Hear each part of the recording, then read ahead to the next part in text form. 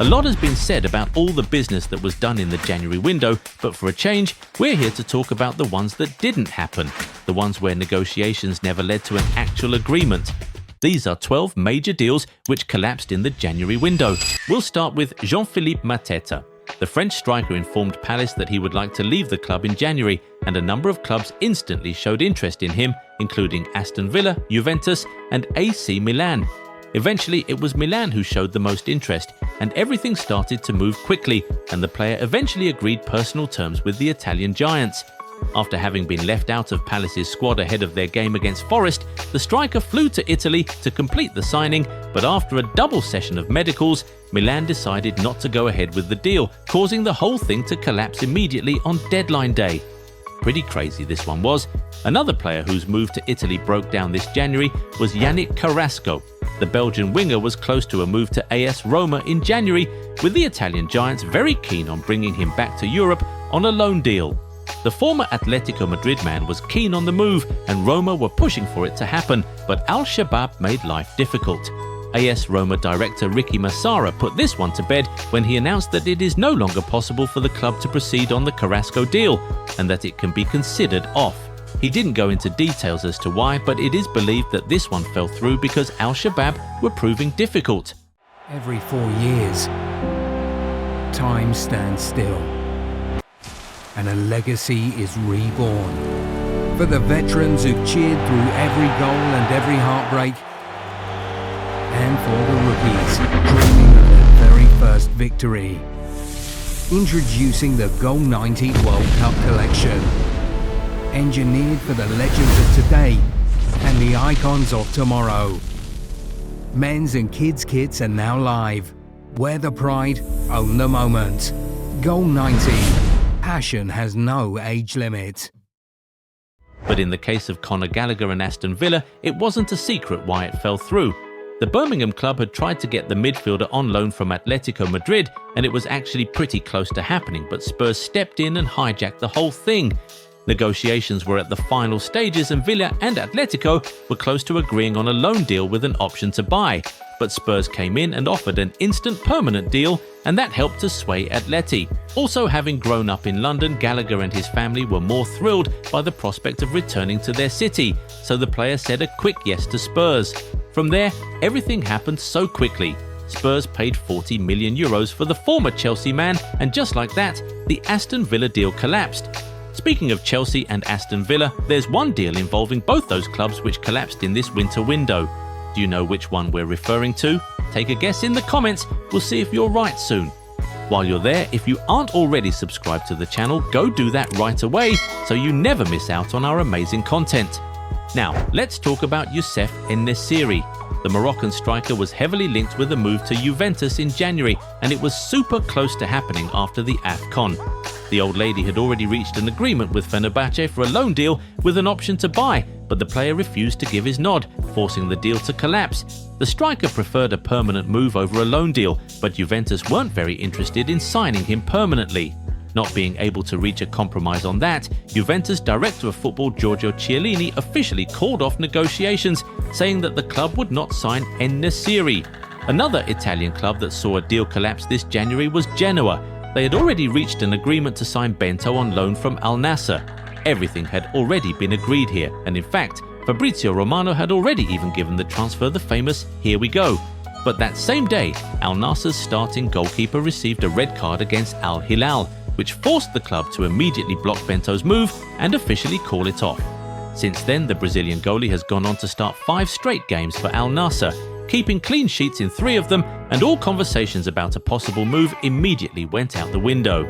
Speaking of Saudi clubs, Al Hilal was sure to lose João Cancelo in January, and it was Inter Milan who first came knocking.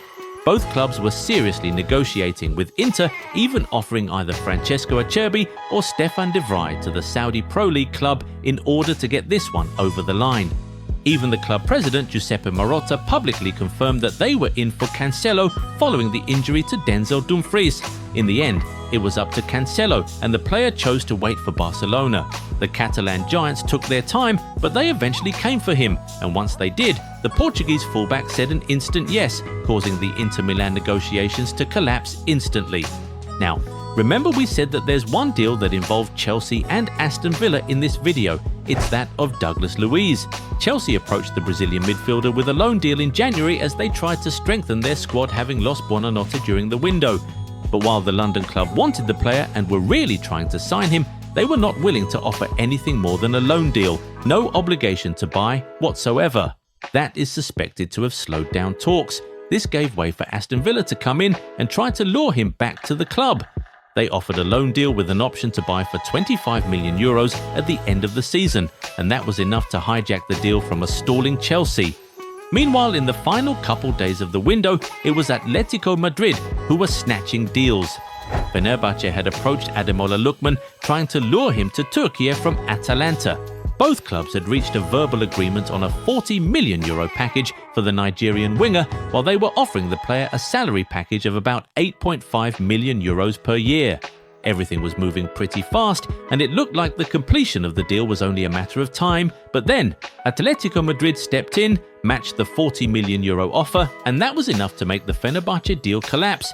The player prioritised Atletico over Fener and chose them, despite the Turkish club offering a higher salary. Moving on, Liverpool had their hopes crushed right at the end of the window.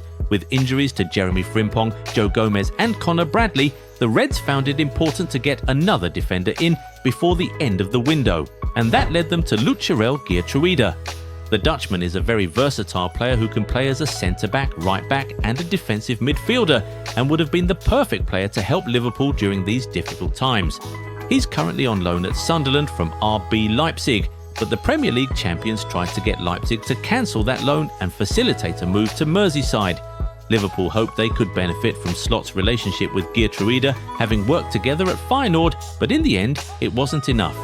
Geertruida himself was actually keen on the move and a potential reunion with his old boss, and he quickly agreed personal terms with the champions, but Sunderland were not very willing to let the player go, causing this one to collapse on the eve of deadline day. And that same day, Davide Frattesi's move to Nottingham Forest also collapsed.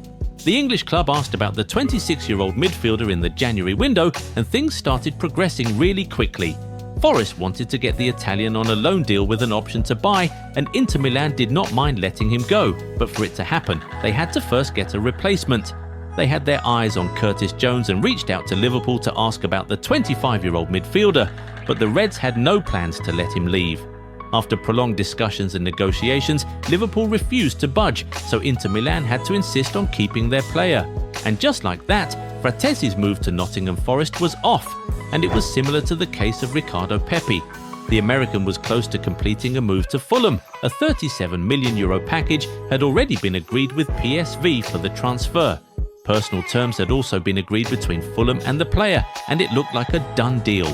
The only thing left was for PSV to find a replacement for him, and they would let him go. Well, by deadline day, the Dutch club had still not been able to find a replacement, and that forced them to call off the deal. Finally, Andy Robertson's move to Spurs also broke down. The London club showed a lot of interest in the Scotsman, even sending an official bid to the Premier League champions. The two clubs had conversations and negotiations, but in the end, nothing came of it. With Ben Davies and Pedro Porro having sustained injuries, Spurs felt they needed to add another fullback to the fold before the window closed, and Liverpool seemed pretty open to letting Robbo leave.